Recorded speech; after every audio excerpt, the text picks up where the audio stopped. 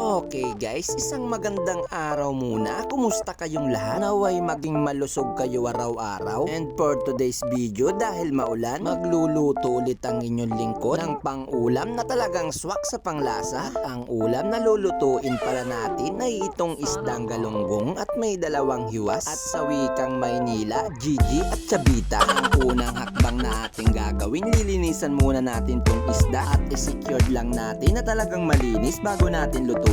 Syempre, kailangan natin banlawan ng mga 3 beses para maalis talaga yung mga dugo-dugo. Hugasan na rin natin mabuti itong talbos ng kamote. At syempre, ginayat ko na rin itong bawang at sibuyas. Sineredy ko na lahat ng ating gagamitin para pag tayo'y nagluto, hindi pa bitin-bitin at pabalik-balik kung anong kukunin. Yung tipong sunog na yung kawali pero wala ka palang mantikang nakaredy na ibabanli. Kaya gayahin nyo yung mala Boy Scout kung galawan. Ready na pala dito yung kalderong pinamana pa ng lola ko sa mga lola ng lola nyo. Tapos yung lola ko, maglola pala yung mga lola nyo. Magano sila, medyo may kaantika na talaga tong kalderong to. Binibili na nga to ng mga taga-museum. Kaso hindi ko binigay kasi pinipresyuhan lang nila ng 50 billion. Gusto pa akong baratin? Wag na.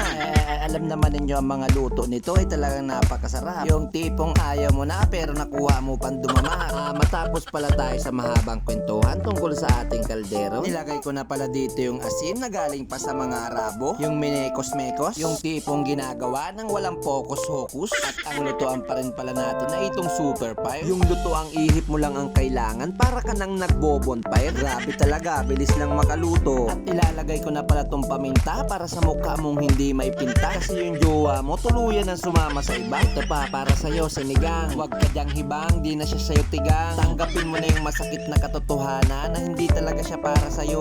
Di na siya babalik, meron na siyang iba. Wala ka namang magic para maibalik mo yung dating sarap. Kasi wala ka daw namang ganap, sa kama mo lang daw kayang magpasarap. Uy, bulastok, ano na? Niluluto mo. Pasensya pre. At ayan, malapit na palang maluto yung ating nilulutong sinigang. At titikman na ng ating hurado. Ang ating hurado na amoy Arabo, nakagagaling lamang sa pag-arado. Maano kaya sa panlasa, wari ko'y masarap. At talaga naman yung sandok kaya halos isubo na lahat. Ayun na nga, approve, panalo sa panlasa. At bago tayo kumain, isang big shoutout muna kay tropang Jiljil.